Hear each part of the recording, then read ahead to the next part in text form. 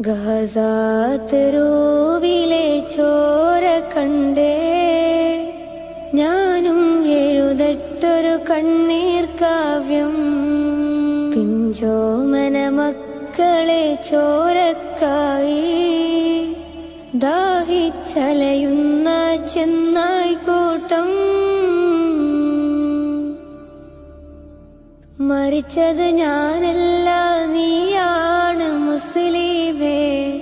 ഫാസിസ തടവറയിൽ അടിമയായി നിൽപ്പോ നീ എന്ന് തീരും ഈ കണ്ണുനീരിൻ മോചനം നേടുകില്ലേ.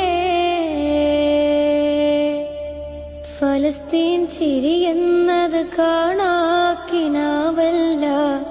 അറബിപ്പൻ വിളയുന്ന കാലം വരുന്നുണ്ട്. തഖ്വ കൊണ്ട് നേടിടുവേ ഫാസിസം കരയുമെന്ന്